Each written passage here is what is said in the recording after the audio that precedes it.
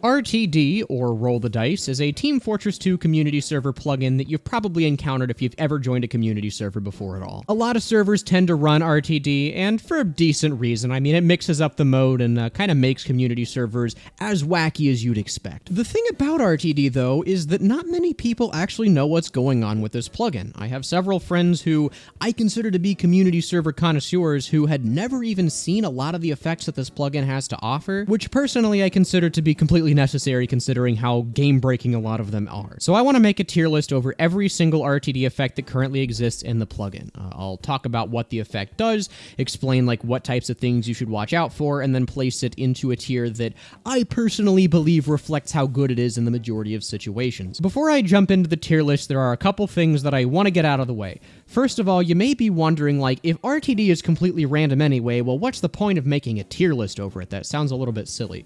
Well, the entire point of the tier list is to kind of explain all of the effects and, like, kind of guide you to what they do and when you might want to use them. The tier list is kind of an auxiliary thing that I'm adding on top of it just to kind of give the video some flair. But I do think it's important to kind of be able to mentally group, like, how good effects are, because even though the effects themselves are random, you can still react to when you get them and to when other people get them, and knowing what each effect does and being able to kind of have that in your mind probably will affect like how you decide to react. Number two, there are two main situations of which I use RTD. The first one is if I'm about to die and I go for a YOLO RTD, where it's like, even if I get something bad, I'm dead anyway, so we might as well go for something life-saving. Or number two is when I'm rolling right before I'm about to push into somewhere and I'm hoping to get an effect that'll kind of like carry the push. Those are the main two situations that I'm going to kind of be judging everything on. And on top of that, I'm also going to be averaging out, like in my experience, how good each of the effects are on generally all of the classes. I'll talk about like instances when they are good, but don't worry about like how convoluted it's potentially going to be with like it being random. I'll explain everything and why I'm putting stuff there, so don't worry about that, I guess is what I'm saying. And the last thing that I'll note is that there are several versions of this plugin floating around. There isn't just one that everyone uses. This plugin is open source, so because of that, you're going to see a lot of different versions of it. What I'm going to be doing is I'm going to be mentally estimating, because I've been on a lot of different servers. I understand like what settings are typically used. I'm going to kind of be estimating, in my experience, what you're probably going to see. And if there's a different variation that's also used sometimes, then I'll talk about that too. But overall, I'm going to be averaging like what I tend to see and what the default settings are for the plugin, because there are default settings too. So that's going to be what I'm going to be using. I'll explain what each of the settings do as we go, but yeah, that's all the prerequisite information. Sorry it took so long. Always in the beginning, there's always like a bunch of stuff to explain, so bear with me here. But yeah, that's all the stuff for RTD. So one last thing before we begin, here is the actual list itself. There are 7 tiers. The top and the bottom tiers I'm going to try to use as like outliers. I like to put the extremes on the extremes of the tier list, but other than that, I think everything is pretty straightforward. No difference / neutral, I will at least note, covers 2 different things. These are the effects that either do absolutely nothing to you and you barely notice are there, or that have a definitive effect that you can feel, but it's hard to judge whether that thing is necessarily positive. So that's going to encompass both things. Otherwise, I'm just going to have like 2 tiers with not much in them. So that's the logic there. So let's go starting from the very first effect in the ID list and work our way down to the last. God Mode is an effect that makes you completely invincible for the entire duration of the effect. Obviously, that is pretty good. A bonus feature of God Mode that can be unfortunate is that you don't take any sort of knockback at all while the effect is active. That also means that you don't take any self-knockback, so you can't rocket jump, which kind of sucks, but I think it's worth it because it does mean that you can't be pushed around in any way at all, and the only way to prevent your unimpeded march forward is to body block and hope they take forever to kill you. So, God Mode is obviously going to go in game winning. I don't think there's any other place for this to go, just because, again, it's like a 20+ second Uber depending on what the server settings are. The only negative thing I can say about God Mode is that it doesn't boost your firepower at all, so if you happen to roll this on a class like Spy who just doesn't have that much built-in firepower, it's going to be a challenge to get decent use out of this. It's very easy to run into a group of enemies, think, oh, hell yeah, I'm completely invincible, and that 20 seconds that you'll have the effect for will wear off a lot quicker than you think, and you may not even be able to put as big of a dent in the opponent's defense as you'd hope, just because, again, you only have the base damage of the class, which sometimes just isn't very good. But it's still like a 20-second uber charge, so yeah, I mean, there's not much negative things I can say about it outside of that. Toxic is a very interesting effect in the sense that I didn't think we would get one that varies based on the server settings this early in the list. What it does is it creates essentially a kill aura around you, where anyone who enters into the red cloud takes either a bunch of damage instantly or some damage, but like every single tick. So they still die pretty quickly, but it's not like just instant death.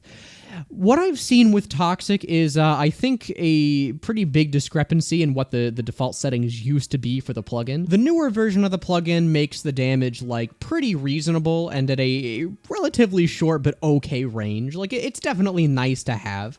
The old version of the plugin also hit through walls, and it made the range huge and the damage, like, insane. This was probably one of the best effects to get, like, back in the day, just because you could basically sit outside of someone's spawn doors, and because it, again, hit through walls, everyone just instantaneously died as soon as they spawned, and there was nothing they could do about it. Nowadays, it's a lot more tame, which would be fine on its own if it wasn't for the other unfortunate feature of the effect, which is the red cloud of smoke that surrounds you makes it really, really hard to see in certain situations. There have been plenty of times that Toxic was a detriment to me, where I wasn't able to get into anyone's range. The range isn't huge, but the fact that it like blinded me meant that I died to something that I otherwise wouldn't have. So, as good as Toxic is when it's used properly, there are certainly times where the weird glitchy nature of the red cloud can be majorly detrimental to me.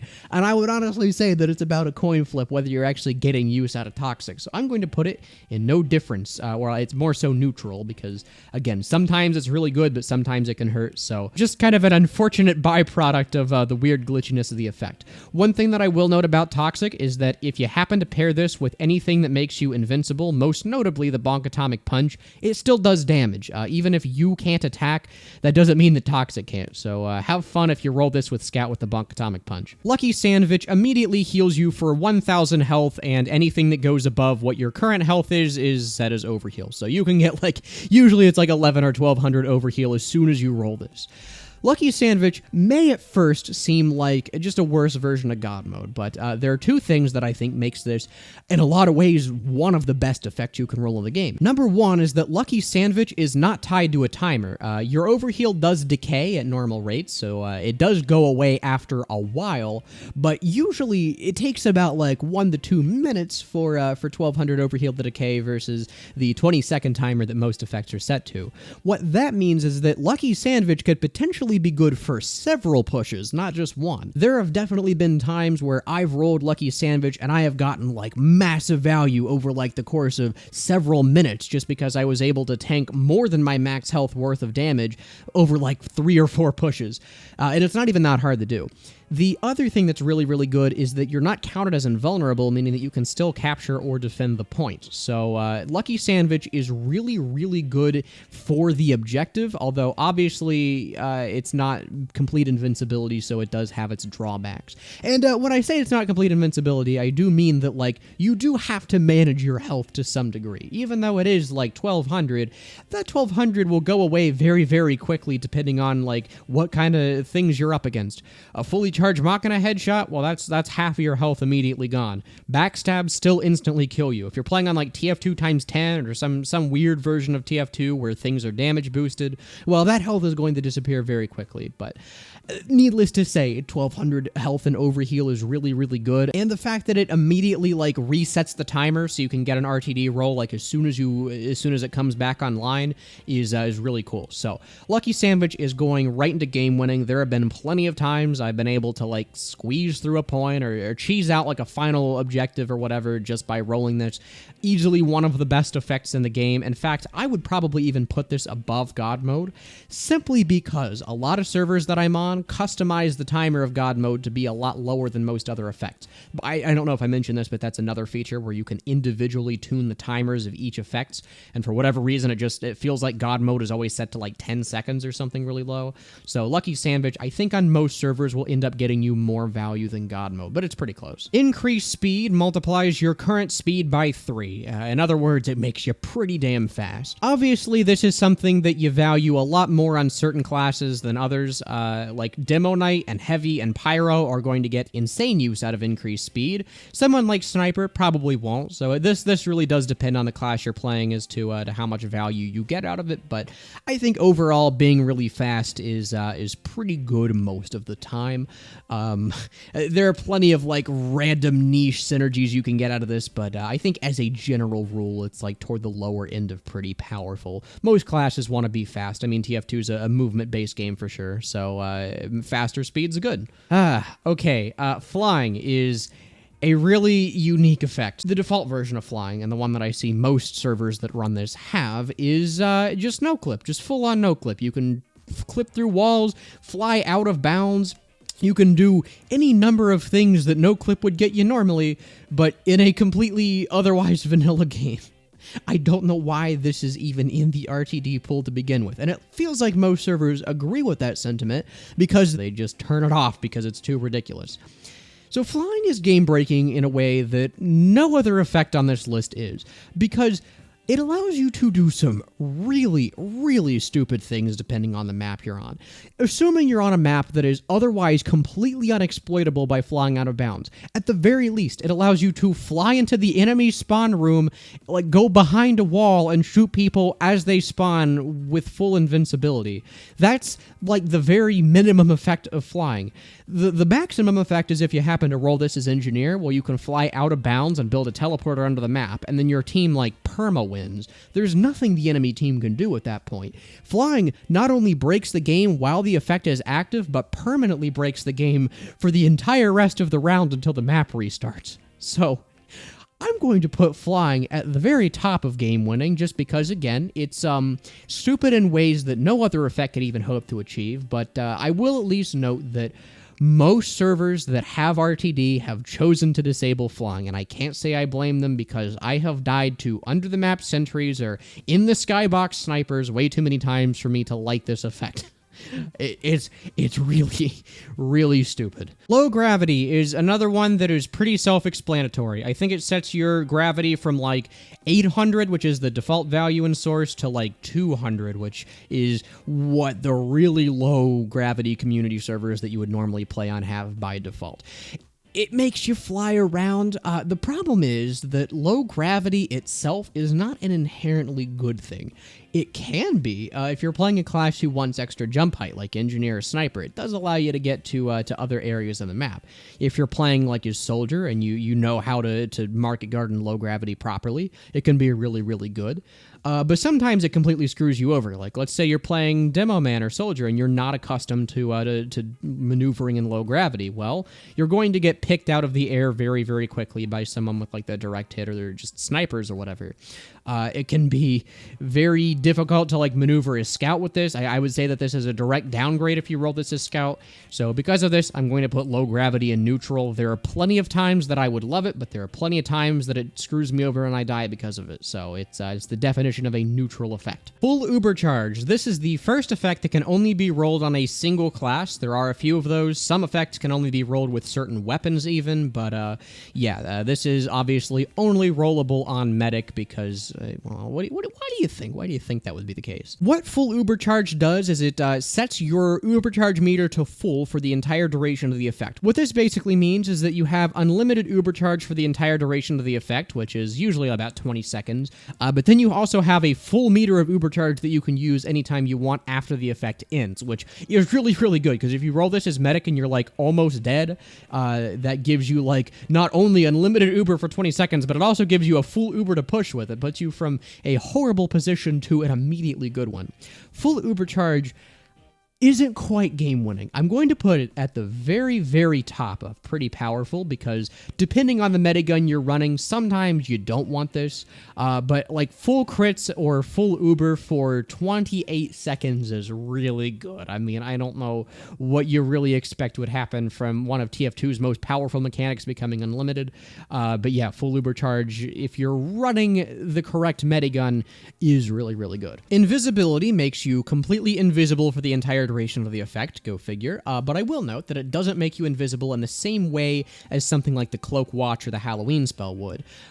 Unlike those, which have like an in-game feature that like cloaks you and kind of like has weird stuff where you either can't attack or it like immediately decloaks you if you do attack, you have full ability to attack for the entire duration of this. What it does, it's really weird, is it like sets a flag for sentries to ignore you, and then it sets your model transparency to 0, which is like a strange way to handle that, but I guess it works. If you roll this in the right scenario and you're smart about your cloaked movement, this can be really, really good.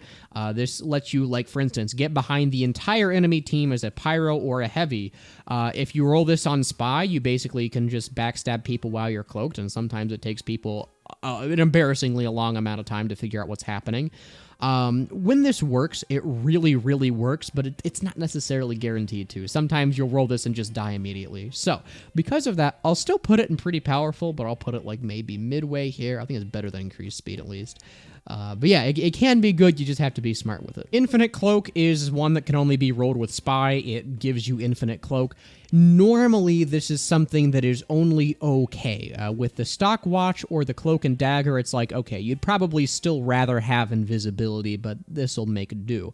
With the Dead Ringer, though, this lets you mash right-click and become pretty much invincible. So if you get this and you happen to have the Dead Ringer equipped, that is frankly an overpowered synergy, and I would probably put it in really high tiers. But most of the time, this is only a slight convenience to you more than anything, because according to the criteria that I rolled earlier, like if you're about to die and you don't have the Dead Ringer equipped, then it's like, okay, well, you're still gonna die. If you're about to push in, then it's like, okay, well, you get slightly more cloak. You'd probably be able to make a full push with a normal cloak meter anyway, so I'll put it in slightly helpful. I mean, I would rather have it than not, but it's definitely not going to carry you. Criticals is full crits. We're just gonna move this right up to game winning because, I mean, come on, it's full crits. Why wouldn't this be really, really good? Obviously, triple damage and no fall off on any single class for like 20 seconds is insane.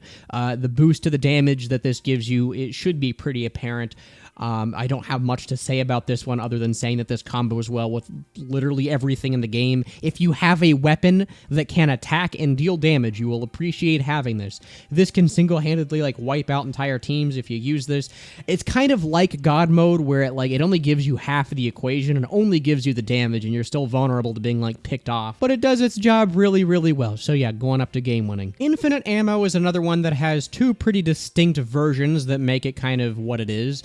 Version 1 is you get a bottomless clip, and version 2 is every time you reload, it doesn't actually take any ammo from the reserves. I've never seen anyone run the second one because that's boring, and it's like the first one's not even that overpowered, so like why would you do that? But I will point that out just in case you ever encounter it for yourself. On top of that, though, infinite ammo is an effect that just really varies based on the class and weapons that you're using. Certain things like the minigun and the flamethrowers and stuff like that are like, okay, it's nice to just be able to WM1, but most of the time it's just gonna be whatever. Weapons that do require reloading, like let's say rocket launchers, grenade launchers, whatever, those are quite nice to have this with because that just means you can spam forever for the entire duration of the effect. And weapons that require reloading very, very often, specifically the Force of Nature, Soda Popper, and Crusader's Crossbow, become ridiculous with infinite ammo. They become spam machines. The Crusader's Crossbow especially just becomes like a death ray. This pretty much just melts whatever you point it at. Other than those very specific weapon synergies, though, most of the time this is like a mild convenience for you. It's like you're not going to be in a position very often where having infinite ammo is going to be like extremely powerful. Sometimes you are, and I don't want to discount that, but most of the time it is just a convenience. I'll put it at the very top of slightly helpful. I don't think it has enough good situations to warrant pretty powerful, but at least it does have the really fun synergies, and I kind of wish it only you could only roll this if you had weapons that required like constant reloading, but whatever. Scary Bullets is overpowered. Holy crap. So if you remember what the old Sandman used to do, where it just completely stunned you if you got hit, imagine every single attack in your entire arsenal doing that, including bleed and afterburn. It's really good, to say the least. It basically guarantees you a win in any single 1v1 ever. All you have to do is hit someone once. Doesn't matter if it's one pellet of a scattergun that does 3 damage. Doesn't matter if it's one SMG shot, one melee hit. They're dead immediately if you roll Scary Bullets. Also, if you have any sort of weapon with like splash damage or that fires rapidly like a minigun, you can shut down entire enemy teams. It allows you to stun lock people. It's disgusting, quite frankly. So this is going into game winning because other than sentries, which is the only thing that shuts down Scary Bullets, this just kind of lets you win any sort of team fight you want. In fact, I would say this is better than criticals because unlike criticals, this just prevents people from fighting back entirely. And also, yes, as I mentioned, this works with afterburn and bleed for no particular reason. If a pyro hits you with a flare and he rolled Scary Bullets, you will be stunned for the next like several years of your life, so have fun. Spawn Sentry is an effect that is always at least really good, but can sometimes, depending on what the server settings are, be completely game-breaking. The two big settings that can be configured are number 1, what level you spawn a mini at. Sometimes the server will be boring and make you spawn a mini. Sometimes you'll just get a full level 3. It doesn't really matter in the grand scheme of things. I mean, a sentry is a sentry, but it does matter at least a little bit. The one that matters a lot more is whether or not you keep the sentry after the effect ends. Usually what'll happen is that a server will have it configured to where once spawn sentry wears off after 20 seconds, the sentry will just immediately evaporate into the aether. If it doesn't have that, though, that sentry is there until it gets destroyed, which in specific scenarios can be a little bit stupid. Most notably if you're playing on a server that has medieval mode, or if you're playing a game mode like Class Wars where sometimes people just have no ability to fight back against a sentry. This can just shut down the entire game for no reason, but usually I would say the average of spawn sentry will go in pretty powerful. As I mentioned, most of the time it wears off after the effect ends, so not a huge deal there.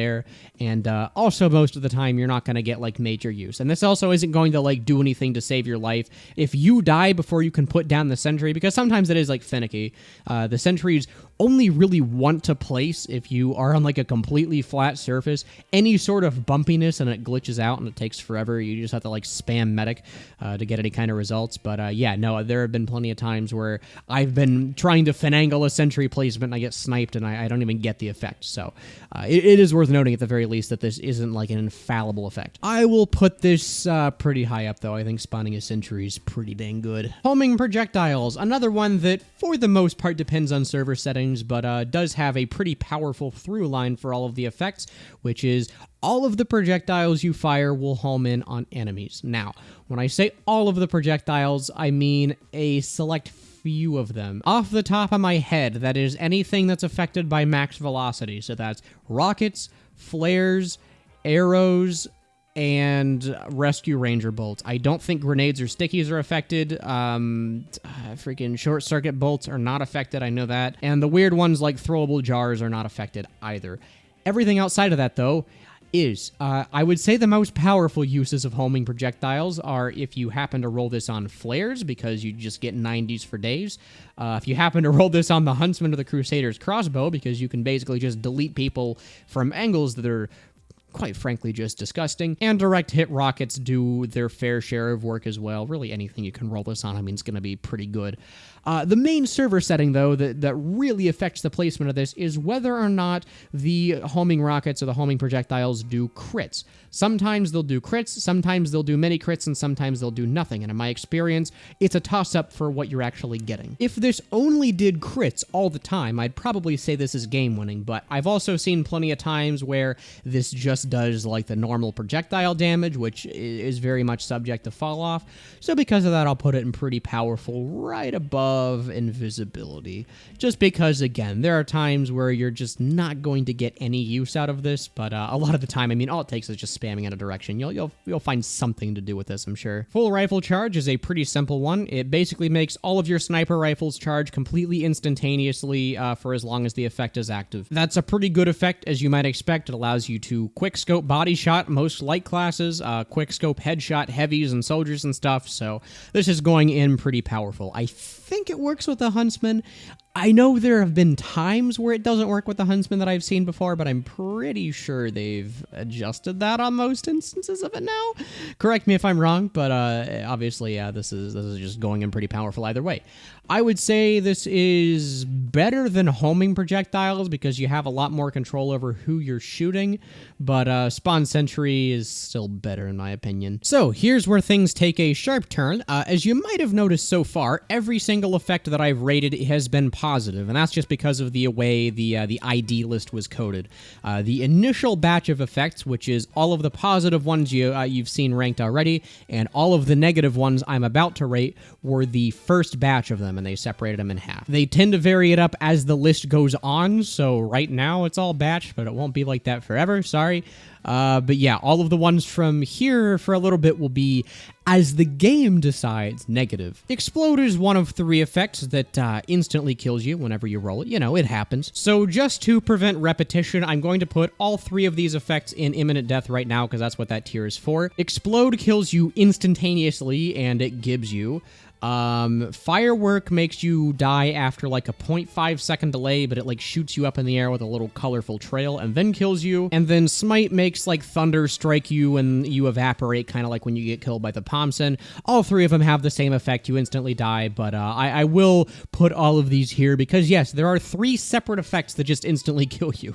I don't know why they decided to do that. I guess just because of all the overpowered ones. There's got to be something to make it a proper risk, but it's kind of funny at least. Hey, Editing Great Blue here. I was actually wrong when I said that all 3 kill effects are exactly the same. Explode and Firework are identical minus the cosmetic stuff. They both use the built-in function of TF2 that happens when you kill bind that makes it say bid farewell cruel world in the kill feed. Smite, on the other hand, just deals 1,000 damage to you instantaneously.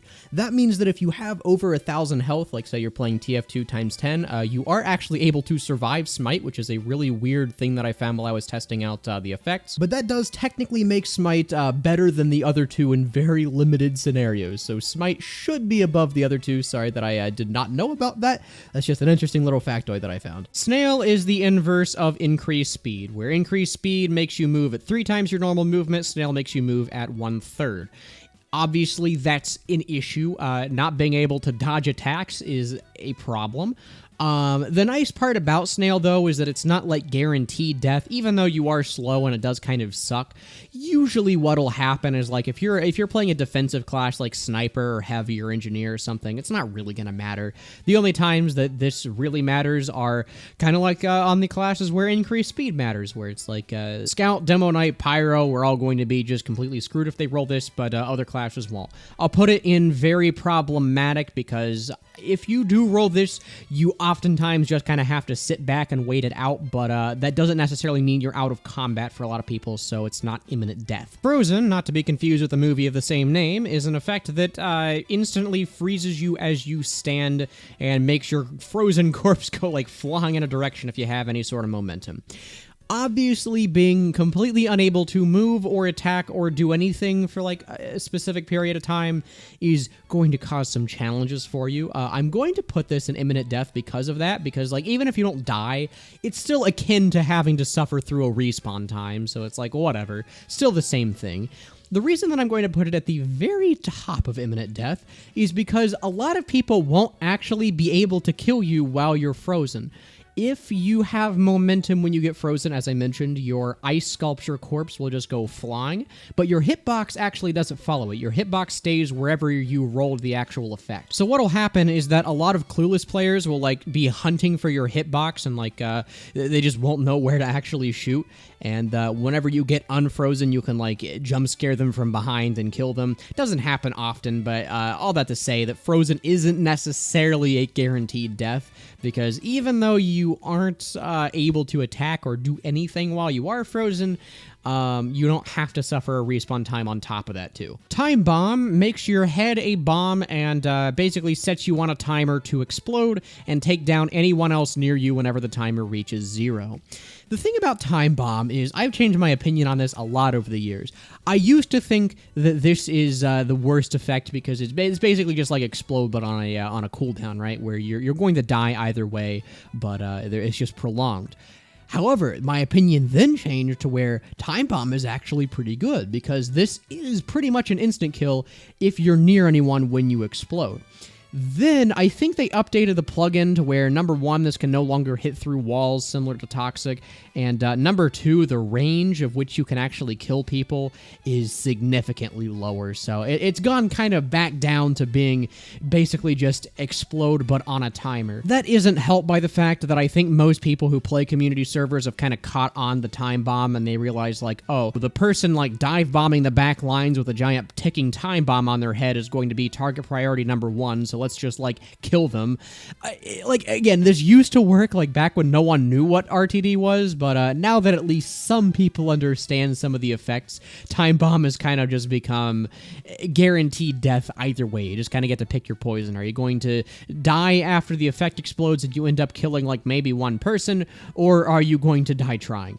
So this is going in imminent death. I'll at least put it, I said Frozen was going at the very top, but I'll put this one at the very top because at least you have the chance to do something before you die, but yeah, it is just guaranteed death, so sucks to be you. Ignition instantly sets you on fire for like the maximum afterburn duration, pretty much. It's like the same as if you get hit by a flare, like 8 seconds. Ignition seems like something that would be a major problem, but in my experience really just does not do that much to you most of the time. If you roll this on Pyro, literally nothing happens. It's not even like you suffer an initial tick of fire damage. Like, no, it just plays the effect and then you're out of it, you're done.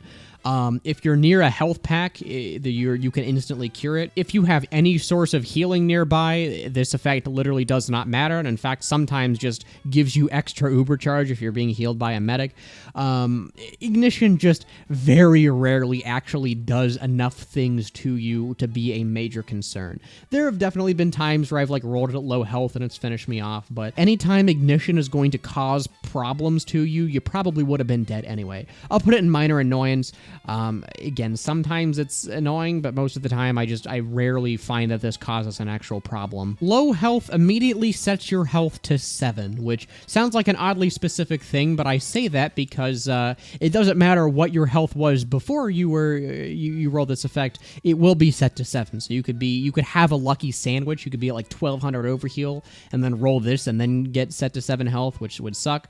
You could be on 1 HP and roll this and get healed and be set to 7 health. So it's a funny interaction every time it happens, but that is important to note because it means that a scattergun chip damage shot from across the map won't instantly kill you. You're not at the point where literally being breathed on will make you die instantly, so you do have a chance to get health if you're not near enemies, but it is not looking good for you if you do roll this.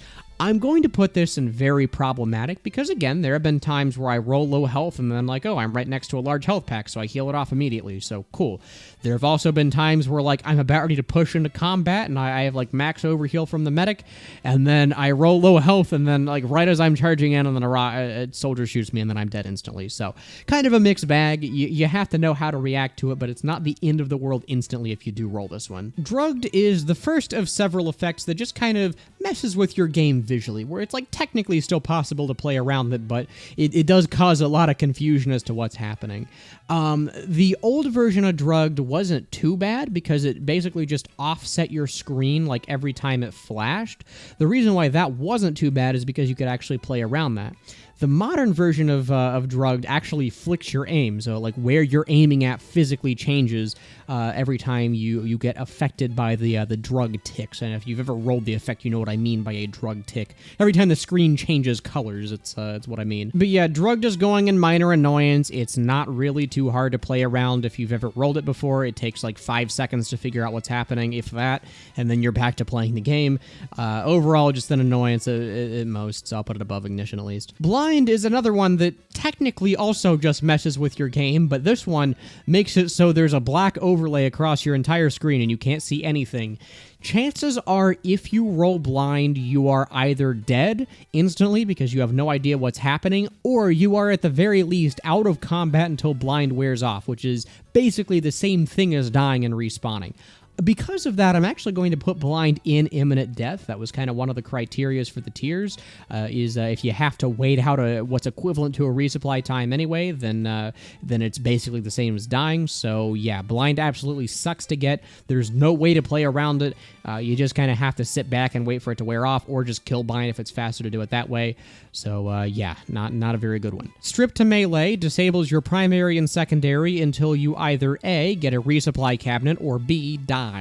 The reason why I phrase it like that is because I know the old version of the plugin just removed all of your ammo, like all your reserve ammo, and you could just pick up ammo and be back in the fight. The modern ones have worked around that, so you actually do have to deal with being stripped to melee until you can go back to spawn in some way or another. Most of the time, this is a pretty big problem. Losing out on most of your weapons sucks, and most classes that are choosing to run a utility melee anyway, like, let's face it, that's what you're probably going to be running, really aren't equipped to being forced to only be using utility melee.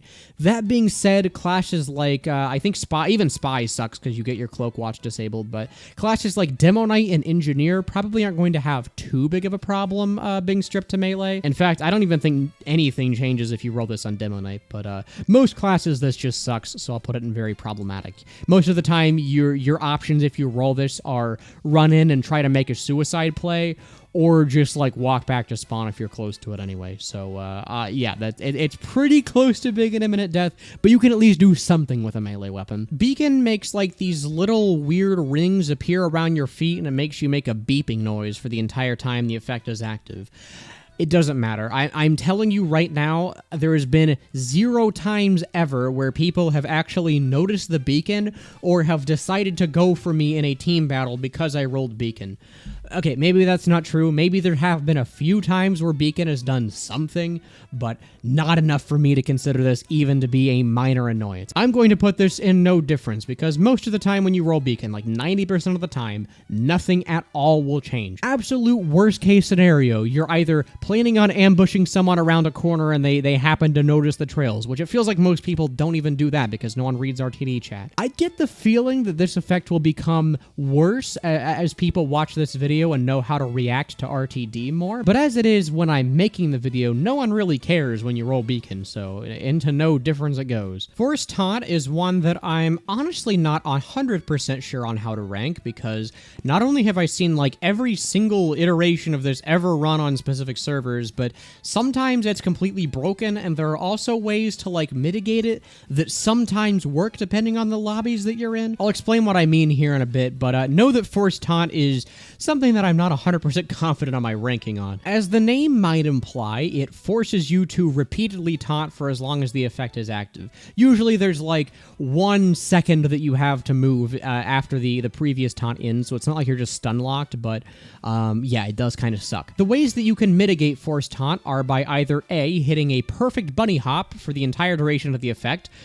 It's happened before. I've done it before. It's not impossible. Or if you use a taunt on your own terms that you can also move during. So like, let's say that I activate like the Kazatsky kick. Well, it's not going to kick me out of the Kazatsky kick to do a different taunt, but if I do that, I am still able to like move around. And the reason that I say it sometimes works depending on the lobbies that you're in, or like sometimes people will just think that you're friendly if you're doing that, when in reality you're waiting for an RTD effect to wear off. So hey, a good reason to constantly be checking RTD chat to see what people roll. But yeah, sometimes it does work. Sometimes you can kind of like big brain it and like just taunt in a corner and people just don't kill you because they think you're friendly. And then when the effect wears off, you stop taunting and you go on a massacre. So I'm going to put Force Taunt at the very top of very problematic, because I think there are so many ways to play around it. It's not even necessarily very problematic, but it's definitely more than a slight annoyance. You have to change the way you play the game for at least the duration of the effect.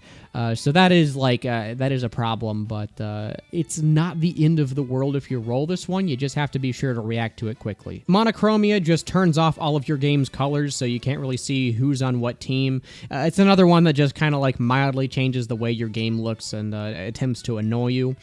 From my experience, monochromia is not the end of the world. I find it pretty easy to know, based on context clues other than color, like who's on what team. It's like chances are if the person is looking at me and shooting at me, they're going to be an enemy. Sometimes I have been tricked by this, just if an enemy is being really stupid and they don't know what's going on, it's like, oh wow, I would never have expected that to be an enemy, but most of the time, it doesn't really matter. It's just a minor inconvenience that you have to use like 0.2 seconds more processing power for each interaction. Not a big deal. Earthquake is another effect that makes your game all screwy by making it shake around a bunch. As you may be able to guess, it is slightly hard to play the game under these circumstances. I'm going to put Earthquake in very problematic, right under Force Taunt. It's possible to play around, but not quite. The most annoying part about Earthquake is that based on the weird way that it's coded, it's not even like guaranteed to end right when the effect ends. Like if you end the effect early by switching classes or dying or something, it'll still persist through the next life, which just sucks. I hate that it does that. It didn't even used to do that, so I don't know what changed, but it's definitely one of the most annoying effects because of that. I will say at least, be glad that it isn't the old iteration, because the old iteration also shook the screens of your teammates. So if one of your teammates near you rolled Earthquake, you also got the effect, and it was the most annoying thing in the world to put up with. I'm glad they changed that at least. But yeah, even though this one doesn't seem like it would be that hard to play around, you cannot tell what's happening when it's active. Funny Feeling sets your field of view to 160, which looks like this for reference.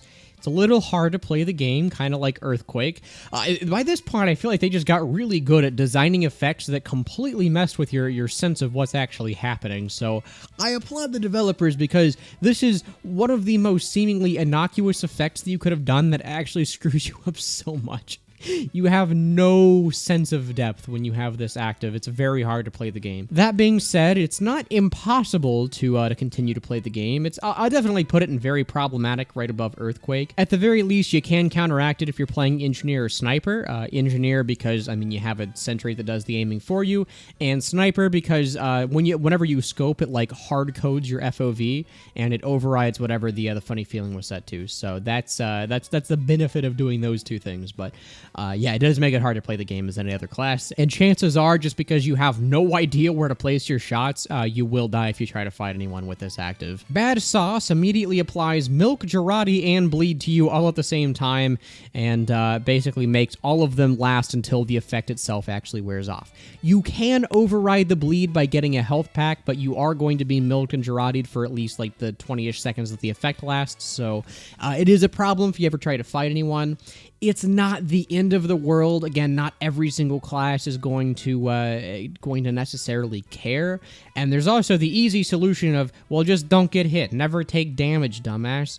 But yeah, no, it is a problem. It does shift the fights out of your favor a lot harder, so I will put this in very problematic right above Snail. Okay, so that is all of the negative effects that were added in the first batch. Everything that I'm talking about from here on out was technically added in a later version of the plugin, which, had I made this video like 5 to 10 years ago, may have been important, but I think by now all of them are updated to have all of these effects, so it's not a big deal, but if you ever go on a server that's completely ancient, you may still be missing these, so who knows. Spawn Dispenser is the same thing as Spawn Sentry, but it spawns a dispenser. What I will note with Spawn Dispenser is that unlike the Sentry version, by default you do keep the dispenser after the effect ends. And not only by default, but I see most servers run it, so like yeah, the dispenser exists until it gets destroyed. So because of that, Spawn Dispenser ends up being a really, really powerful tool in the right instances, where you can provide like team healing and ammo to matchups that otherwise wouldn't have it. Like if you roll this in Class Wars, it's probably the most powerful.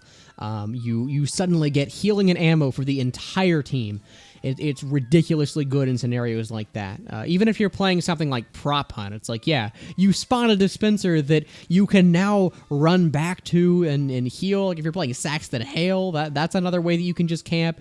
I don't know a single scenario in which spawn dispenser, especially because it never goes away, is not going to be helpful, so I'm going to put this in pretty powerful. It's probably not going to win the entire game for you, and in fact, it may not even do much at all, but even if you do have an engineer on your team already, the dispenser spawns with full metal already included, so that's just like a full metal pack for the engineer.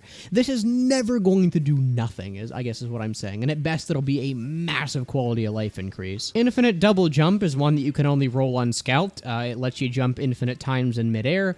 While this sounds really, really good in theory, in practice, I just never see this one get used to its full potential, so I'm just going to put this one in slightly helpful. I don't have a ton to say about this one because it's pretty straightforward, but I mean, it's one of those effects where it just gives you infinite of something that you're only occasionally going to need if you're playing properly. Powerful hits makes all of your attacks do 3 times the normal damage. Now, you may be wondering, like, hold on, how is this different than critical hits? Well, this is pretty much a side grade to crits in my opinion. The biggest differences are, number one, you can actually still get crits on top of this to do 9 times the normal damage, so that's pretty fun.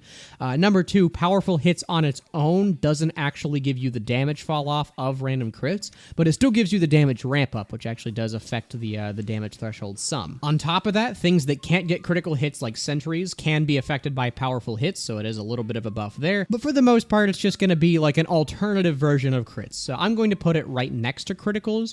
I do think not having damage fall off makes it slightly worse, but it is just 3 times the normal damage. I mean, it's like, it's gonna be really, really good just no matter what you're doing. Okay, Big Head is probably the strangest effect in the entire game. Let me check. This is the only one that I've never been sure whether this actually does anything. What it lists, the official listing of the effect is that it multiplies the scale of your head by 2.5. But I don't think that affects the hitbox at all. So this basically just does nothing. There might have been one server that I was on that like gave you weird janky gravity when this was active, but nope, it's going to no difference. If it does change anything about your game, I have never personally experienced it, and chances are you won't either. Tiny Man makes you really, really small. In my opinion, this is basically a side grade to invisibility. While you can still be targeted by sentries while you're really small, it's really hard for players to hit you because your hitbox does like get shifted with you. So much so to the point where if the enemy doesn't have some kind of splash damage or auto-targeting, so basically a sentry, you're not going to get hit by much of anything at all. The benefit of Tiny Man, and the reason that I think it's better than invisibility, is that you can actually cap while the effect is active, which means you can, in theory, single-handedly back cap just because no one actually realizes you're on the point, and you can stay on the point for so long that no one can get you off once you're on. It's happened before. If you've ever played Class Wars, which is where most of my RTD experience comes from, let's face it, it's not entirely uncommon, but even if there are no objectives to speak of, I mean, it's still going to be a really easy way to win most 1v1s just because people can't find your hitbox. Deadly Voice allows you to summon like a damaging ring around your body that does about the same damage as Toxic does if you mash it. Basically, imagine Toxic, but you have to manually input every time you want the damage, but it also doesn't like block your vision, which is the best part. It doesn't really do that much. The only time Deadly Voice does anything is if you're in a melee-only scenario, or if you're playing someone who's invulnerable like Scout, and I think Spy can also trigger this while invisible without decloaking, so that's pretty cool. But most of the time, it's just doing nothing for you, so I'm going to put it in slightly helpful. Again, there's no downsides to having Deadly Voice, but it's not, you're probably not going to get much use out of it much either. Strong Gravity makes your gravity strong. I love doing that. I love when the name just explains what the entire effect is, and I get to make that joke constantly. It's basically the inverse of low gravity, where instead of dividing your gravity by 4, it multiplies it by 4, but this does kind of suck. I mean, it basically makes you take fall damage from like everything. It makes it so you can't jump to anything either. I wouldn't say it's problematic because you could theoretically just never have to deal with this by staying on the ground. It's not that hard to play around most of the time. But if you get this on someone like Scout or Soldier, it does suck quite a bit. I'll put this at the very bottom of minor annoyance, because for most classes it only will be a minor annoyance, but it is definitely like lower depending on when you roll this. Eye for an eye sucks balls to roll. It's not necessarily instant death, but it might as well be. What Eye for an Eye does is it makes it so every time you deal damage to an enemy, that damage gets immediately dealt to you as well. If the damage is fatal to you, it's not like it's going to be kind and leave you on 1 HP. Like, no, if you headshot someone as a sniper, you die instantly. If your sentry does damage, the damage is reflected back to the sentry and it destroys itself. Basically, if you roll Eye for an Eye, it is tactically better to just kill yourself on the spot rather than to wait out the effect for like 25 seconds, because chances are it's going to take less time to run all the way back to the front lines than it will be to like wait out the effect and maybe not have to run back to the front lines. It sucks. I'm gonna put it right above Explode.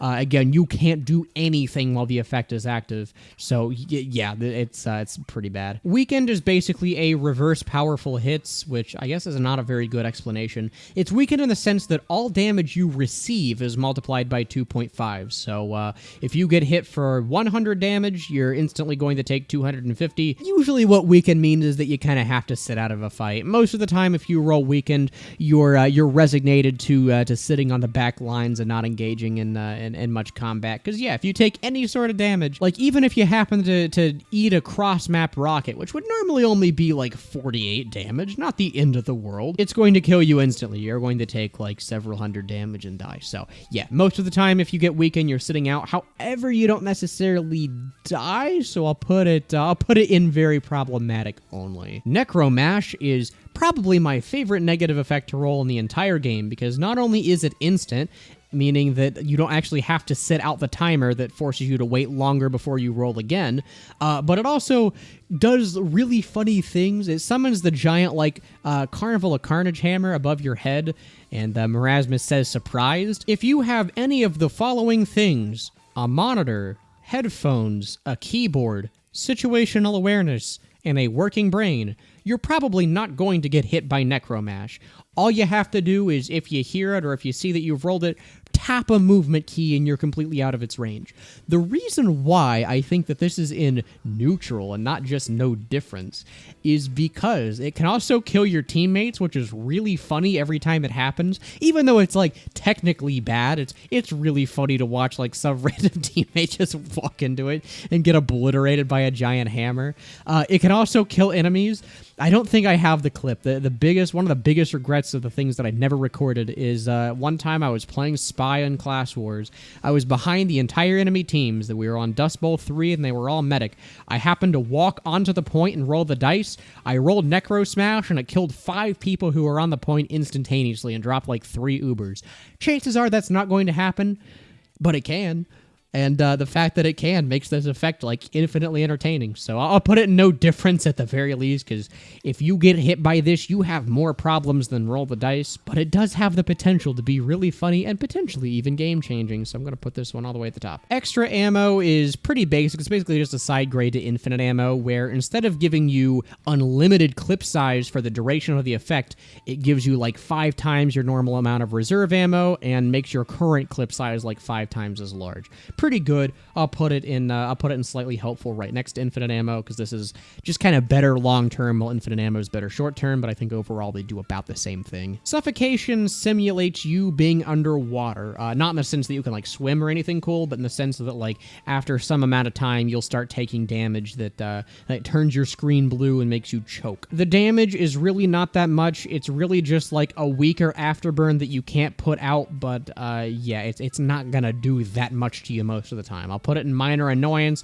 At the very least, it's like, yeah, you're still taking tick damage, which kind of sucks, but other than that, it's like if you have any source of healing at all, even just a small health pack, you're gonna be fine. Fast Hands doubles your attack and reload speed. Again, another pretty straightforward one. A lot of these are just kind of nice quality of life things. Double attack and reload speed is obviously good. I don't think it's quite as good as like just doing extra damage per shot, but it's at least good enough to be in the pretty powerful tier. There are some silly combos you can get with this, and I think I'll put this like right above homing projectiles. That's about right. Outline is basically Beacon if it worked. It highlights you through walls. Everyone can see you, even if you're cloaked. It's not like you have to pay attention to the weird circles on the floor, which most people don't. It's like, yeah, there's a giant green outline around your body. People are going to see you. Beacon, if it worked, in my opinion, goes in minor annoyance because, again, while it can be very, very difficult to play around, like if you're spy or someone that's trying to flank, if you're in a team fight, this does not matter at all. Most people will not bother changing target priority because you're now green. Vital is a side grade to Lucky Sandwich. I say side grade hesitantly because it's nowhere near as powerful, but it does do some things that Lucky Sandwich can't. What it does is it increases your maximum health by 300 and gives you 300 more health immediately. So let's say you're playing Scout, you have 125 health. Well, now your maximum health is 425. If you're playing Heavy, maximum health is 600. Pretty easy. Even though you will never hit the same silly, absurd health values as you can with Lucky Sandwich, you can still be healed for the entire duration of the effect. So like, if you're playing Heavy and you have a pocket medic, well, you can be overhealed up to 900 HP, but that 900 HP can be continuously regenerated, whereas Lucky Sandwiches is just like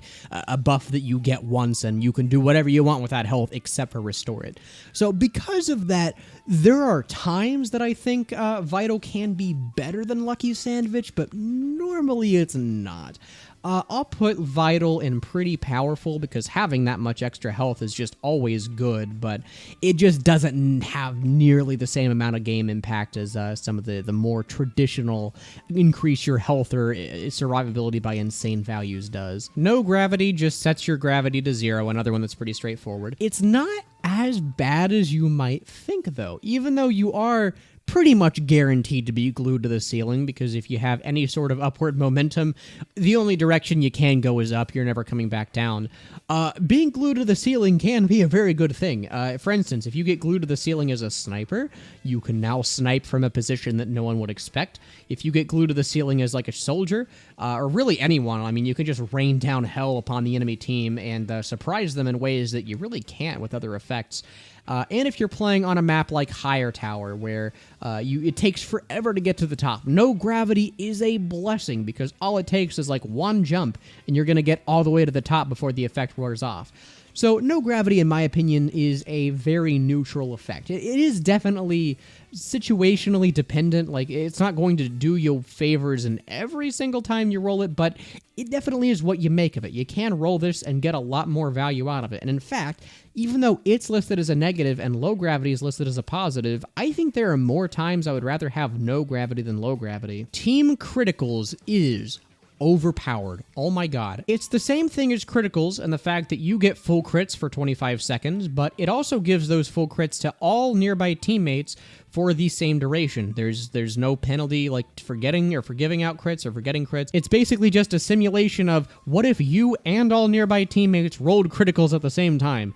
It's ridiculous. It can single-handedly make you win pushes. There's the only counter, because the other thing too is it does technically show you who is providing the team crits, but number one, it's really hard to see. It's like provided as beams that come out of the team crit user to all of the team crit receivers, which really aren't visually clear a lot of the time. And number two, if you have time to decipher that and you're in range of the giant pack of people in team crits range for long enough, you're probably just going to get evaporated. You don't stand much chance against 5 people with full crits.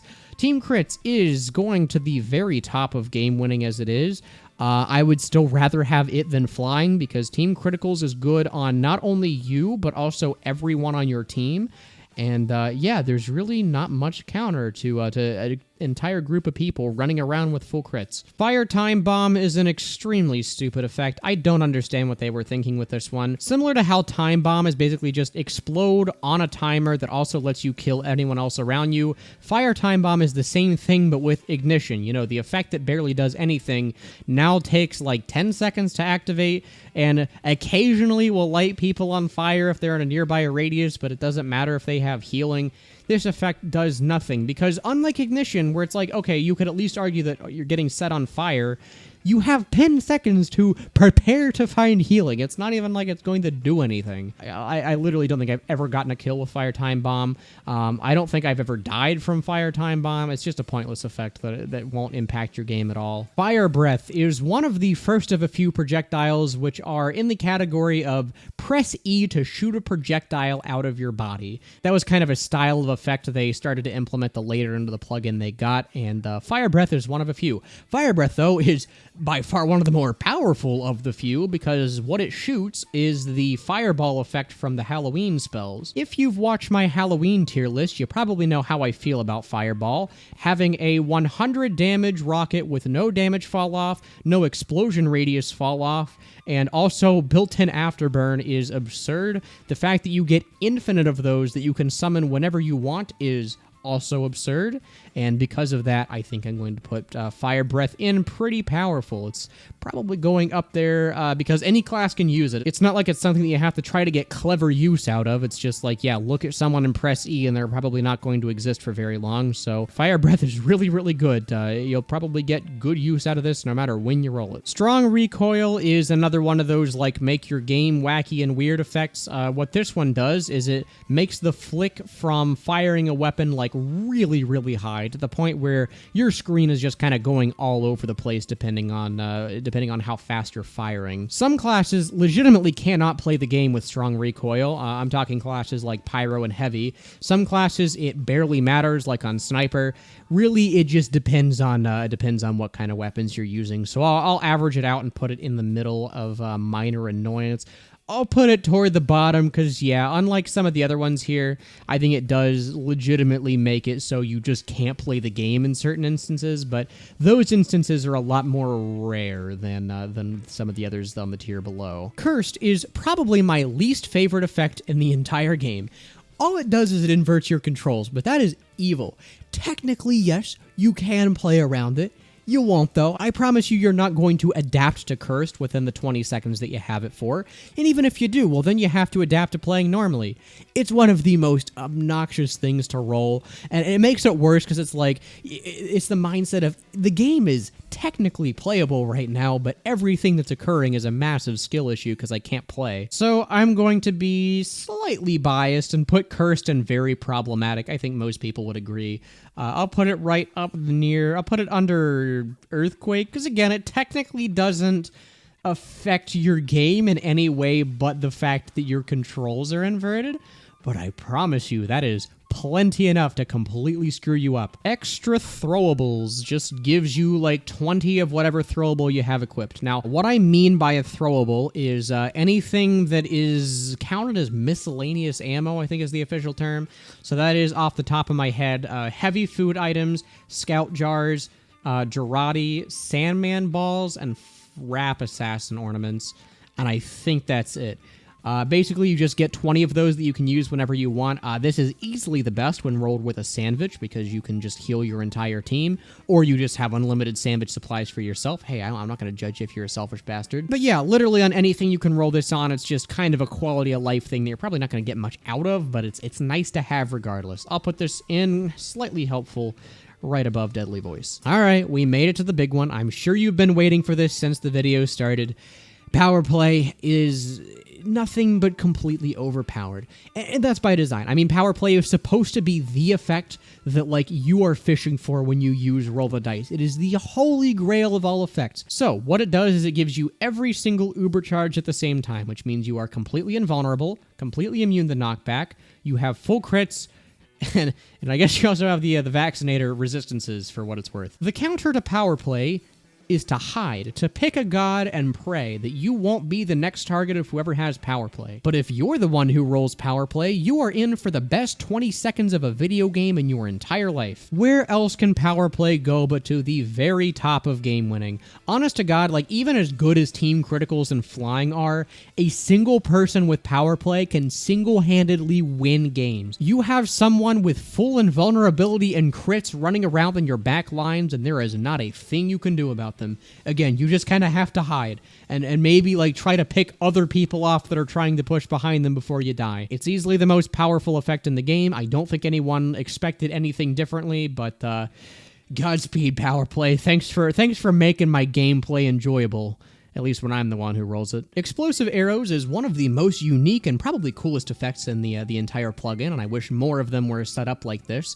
What it does is it makes your huntsman arrows and your crossbow bolts have a area of effect that I think does a flat 100 damage. I can't remember if it has explosive damage fall off, but it basically just adds a 100 damage explosion to all of your projectiles. Now that 100 damage does not replace the base damage of your projectile, it is added to it. So let's say you shoot someone with a Crusader's crossbow bolt from across the map and they take 75 damage. Well, that also adds the 100 explosion damage, meaning that you do 175 per shot. It is ridiculously good. It makes the huntsman and the crossbow legitimately scary things to use.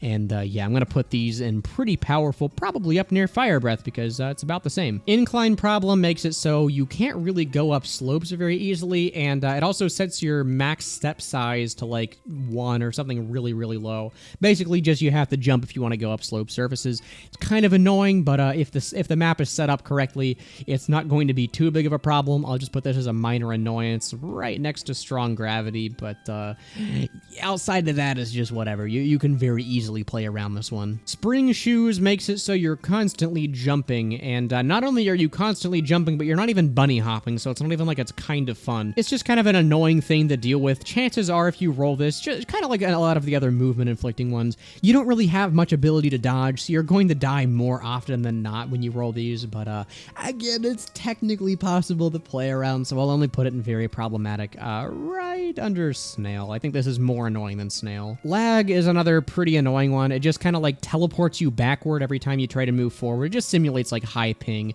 or I guess more specifically to suit the nerds in the audience, high jitter, because high ping is technically stable on its own. But yeah, no, lag is annoying. It's not technically impossible to play around, but it is more so than a lot of the other ones. I'll put it above funny feeling and earthquake, but I do feel like... Actually, if I'm putting strong recoil and minor annoyance, I'll put this one in minor annoyance too. Again, it is possible to play around. You just kind of have to hold still, and sometimes that actually you do luck out, and it does like help you dodge shots that you otherwise wouldn't. So the silver lining, I suppose. Drug bullets is one of the most misunderstood effects in the entire RTD plugin. Some people assume that it inflicts the entire like drugged effect on anyone that you hit. Some people assume that it does literally nothing and it's a waste of an RTD slot. But what it does is it basically makes like the aim punch every time you hit someone extremely high, and you also like make the screen turn a certain color, which doesn't really do much, but it does kind of help disorient whoever you're shooting, so I suppose it is nice to have. But if you think about this as just increased aim punch, that's a great way to look at it, but most of the time you're not going to get insane value out of increased aim punch, so I'll put this one in slightly helpful, right above infinite double jump, I think. Actually, what am I saying? I'd rather have extra throwables even than drug bullets. I'll put it there. Long melee is a very, very, very weapon and class dependent one to roll. It does what you might expect it to do, where it makes your melee range like way longer than it normally would be. I think the default is like 10 times longer. And while that isn't necessarily a great thing on a lot of classes, depending on what kind of melee you're running, this could be one of the best effects to get. I think the specific combination of things where you'd really want long melee are Girardi Bushwhacker becomes ridiculous with this, Market Gardening becomes extremely fun, and Spy just becomes easy mode with this. Other than that, I can't really think of too many instances where you'd actually want this. Maybe the Extinguisher, I guess that's the other one, but yeah, long melee is just kind of a gimmick more than anything. It's a gimmick that you can sometimes get use out of though, so I'll at least put it in slightly helpful, but most of the time it's probably not going to do you much. I'll put this one above extra throwables. Actually, no, I'll put this one above Infinite Cloak and Double Jump because like when it does pair well, you do get a lot of use out of it, but it's not necessarily guaranteed to. Hat Throw is another one of the summon a projectile out of your face by pressing E types of rolls. The projectile is a hat that has the jankiest hitbox known to man, though if you do roll it, it does 150 damage instantaneously, making it technically better than a fireball for single target damage. The issue is, again, the hitbox is really bad. There's no area of effect at all, so you actually have to hit your shots precisely. And sometimes it just doesn't even work. Even if you do hit people, it just kind of bounces off.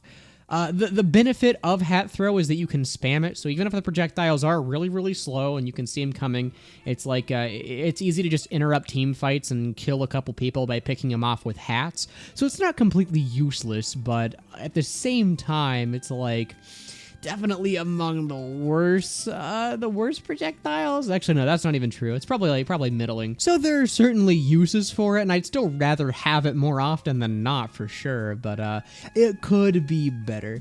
That being said, I'll still put it in pretty powerful. I mean, a spammable projectile that instant kills is gonna be really good no matter what the hitbox is like, so we'll put it above increased speed at least. But if you ever roll this yourself, you'll very quickly see what the problems with it are. And speaking of summonable projectiles that have huge problems and microscopic hitboxes, Matterous Whistle.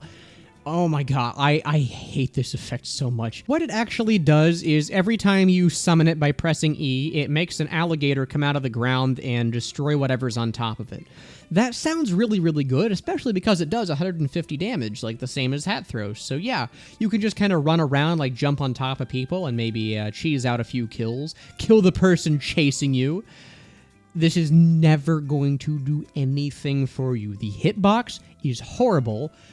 For whatever reason, it can also damage you. I don't know why they decided to make that a feature. If you're standing on top of it, it instant kills you, or it does 150 damage. I guess it's not technically an instant kill, but it puts you in a pretty bad position.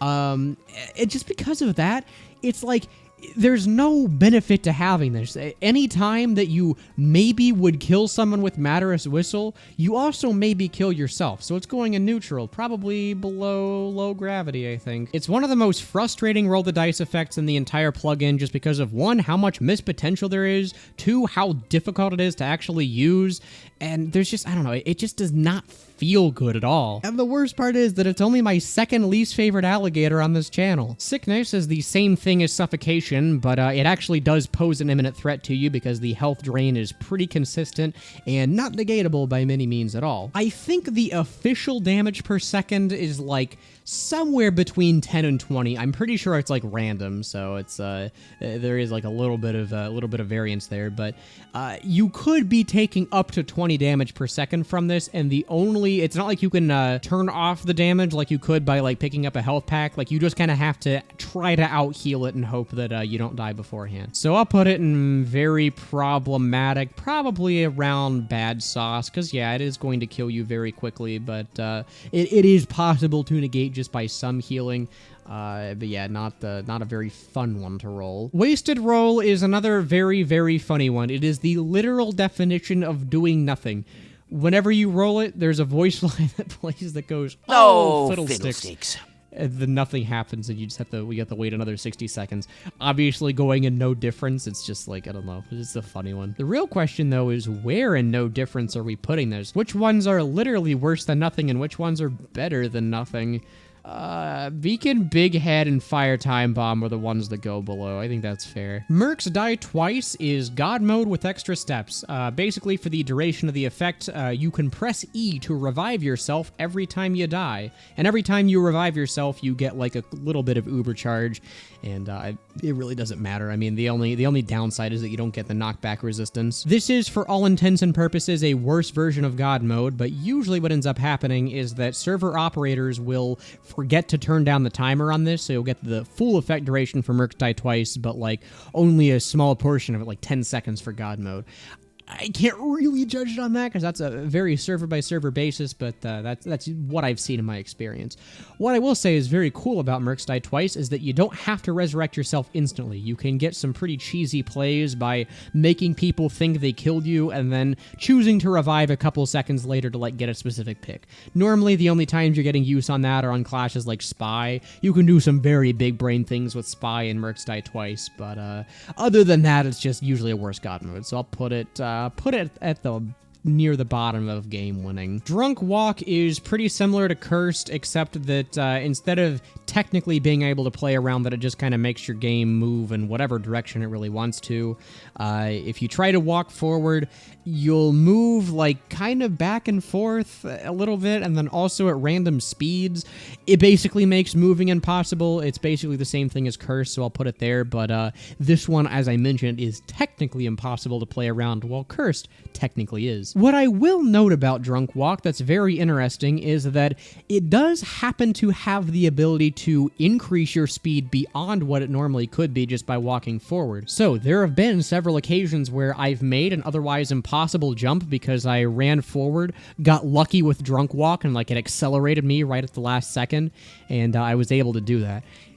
Don't try that because chances are you won't make the jump if you're trying to do that, but it's a neat tech that I found with it, if nothing else. Hell's Reach is a nasty one. It combines a lot of otherwise pretty damaging RTD effects all into one neat little package, and I've never really seen people survive this one if they're not under constant healing and team protection, I'll put it that way. So over the course of the effect, you become slowed, damaged, your aim gets flicked around a lot, and when the effect ends, you take like 50 damage and get set on fire. This one's just cruel. It's like basically the worst thing that you could roll that's not just dying, so I'll put that one right above everything else on the imminent death tier. Curse Projectiles is another really funny one, very creative, and I wish more effects were like this. What it does is every time you fire a projectile, if it's been in the air for more than 1 second, it'll now turn into a cursed homing projectile that targets you. So let's say you're shooting someone across the map with a huntsman. Well, if the huntsman arrow's been in the air for more than 1 second, what'll happen is it'll turn into this little like fireball, and it'll turn back around, and I don't think huntsman arrows can headshot you, but you will then receive 120 damage if you're not able to find some way to block the incoming shot. It's really cool. It forces you to like change the way you play the game in interesting ways rather than just like screwing with you or being annoying. And because of that, I really like it as a concept. That being said, I mean, it does kind of suck. It is problematic because it basically deletes any kind of spam outside of like a specific range, but it's probably the easiest to play around in anything in this tier, so I'll put it at the very top. Vampire is another just constant damage to you effect. I don't know why there are so many of these, but basically if you've not damaged someone in a specific amount of time, which I think the default's like 3 seconds, I'd like to say, and by that I mean I just looked it up because I wasn't sure, you start to rapidly take damage and it flicks your aim everywhere, and it just, I don't know, probably will kill you if you're not able to do damage for a long enough amount of time. This one's more annoying than anything, but it is very similar to Sickness in a lot of ways. It's just like with more aim flicking and technically more ways to prevent it, although chances are if you roll this, you're not going to last very long anyway, so I'll put this right above Sickness. Bat Swarm is batshit insane. What it does is it surrounds your entire body with these crazy bats that deal insane damage and knockback to anyone who gets close. So imagine what Toxic is, where it's this kill aura that's not very big, kind of blinds you, and doesn't do that much damage, all things considered. Ramp all the aspects up to 1,000, and there you go, you get Bat Swarm. Bat Swarm knocks everyone back an insane distance, and overall is the effect that I have lost the most games to single-handedly because someone rolled it. All you have to do is just kind of run toward an objective, and whoever's on there is going to get deleted very quickly, and no one else will be able to come onto the objective because you're just constantly pushing them off. This effect is a menace in modes like Medieval or on Class Wars where you want to be in melee range. Especially on Class Wars, I think this is like the result of most upsets ever, I would dare say. It's just kind of insane, but not in a way where it's like insanely good. It's just insane in like every possible dimension. I'll put this in game winning simply because I've seen a lot of games won from it. I'll put it right at the bottom, right above powerful hits, I think. But yeah, if you roll Bat Swarm, you can very easily just kind of plow through entire teams and just cap for no reason. It's stupid. I really wish this effect was not in the game. Rounding the home stretch here, I promise we're about done. Pumpkin Trail is another projectile, but this one just does nothing. It summons a bunch of pumpkins in front of you that explode after a couple seconds. The pumpkins really don't do that much damage, though. I think they do like maybe 80 each-ish. You do get like 4 or 5 pumpkins every time you summon, but they don't explode on contact, so if someone sees you summoning the pumpkins, all they have to do is move, and they're not going to hit them. This one just ends up doing nothing most of the time. I'm going to put it right below Deadly Voice in the slightly helpful tier. Probably the worst effect you can get that is technically positive, but yeah, you're not gonna do much with this one. Don't even bother with it. And finally, the last effect in the official RTD list anyway is Overheal Bonus. Overheal Bonus lets you exceed your overheal cap by like 5 times. So if you're healing a soldier and you can normally get like 100 overheal for 300 total, I think you can get, what would the math be, dude? It's so late at night. Like 600 total? 700 total? 5 times whatever it normally is. Great Blue's having a bit of a brain fart here. It's like 4 in the morning, but it's fine. It's okay. You're not going to do much with this, but I'll put this in slightly helpful, I guess. Right above infinite double jumps. Oh, and actually there is one more effect. A Call Beyond somehow didn't make it onto the tier list template, so now I have to record it while I'm sick. What A Call Beyond does is another one of those like shoot projectiles every time you press E effects. This one shoots clusters of 5 homing Cowmangler rockets out of your head, which is like obviously pretty good because the rockets will chase down like, I'd like to say the closest enemy, but in reality it's pretty random. Now you might think that being able to spam homing rockets would make this effect like completely overpowered, and to some degree you would be correct, but there are 2 major things that I think hold A Call Beyond back like pretty heavily. Number 1 is that because the rockets initially shoot up, they're a lot more prone to just not doing what you want. Sometimes they'll hit ceilings, sometimes they'll like take wide arcs because the homing isn't amazing, and they'll like hit walls and stuff before they make it to the target. Sometimes they'll land like right beside the target and only do the splash damage, which, considering the rockets are already suffering from a lot of fall off anyway because they tend to travel a pretty long distance, means that like per rocket you're getting as little as 24 damage, which can realistically happen quite a bit. And number 2, the homing rockets, on top of just not really doing anything to buildings, can still be reflected. So if a pyro sees a cluster of 5 rockets coming and he reflects them, well, the rockets still home back in onto you. So potentially this could be a liability if you're playing against a good pyro and the tracking isn't ideal. But at the end of the day, I mean, you're spamming homing rockets. How bad could this effect really be? I'm going to put it in pretty powerful, I think right below Fire Breath, because I think this is really a side grade. Instead of doing like a single, like 100 damage projectile, you're getting 5 projectiles that do anywhere between like 24 and 120 some damage, whatever the normal rocket damage is. So obviously this is pretty good, but I think a lot of people overrate this one specifically. So anyway, that is every single official RTD effect ranked, explained, hopefully well enough. I tried to go through them relatively quickly, but a lot of these just don't have much to explain to begin with. And hopefully this tier list gives you a better idea of, number 1, what to do when you roll the effects. Just having the knowledge of what they do, I think, can prepare you better to take advantage of them.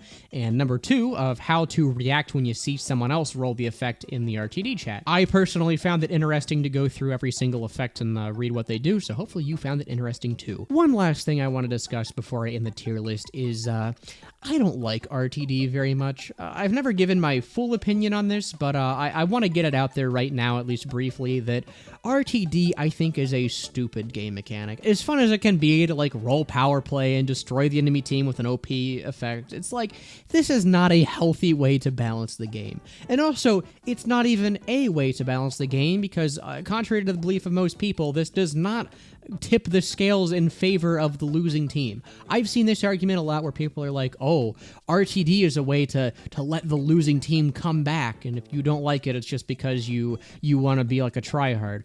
This does not let the losing team come back. In fact, a lot of the time, RTD is just a win more mechanic, because it's not like the winning team can't also roll power play and like snuff well-coordinated pushes. So this is just, again, it's pure luck. It doesn't add anything to the game, and I sincerely wish that servers would reconsider adding this, because I don't think I have ever enjoyed it when it's been on a server. Unless I get the OP effects, in which case it's the best plugin ever, and I wish it was on every server. Anyway, if you made it to the end of the RTD tier list, thank you so much for watching. I want to apologize for taking what's probably a year to get this video out. This video really has been a year in the making, simply because every time, it's felt like a curse. Every time I have sat down to record this video in the past, I've gotten like inexplicably tired like a third of the way through, and I've not been able to finish. Or like there was one time where I didn't, and I was like, all right, I finished the entire thing, and this was like a year ago, and I looked at the audio, and I forgot to record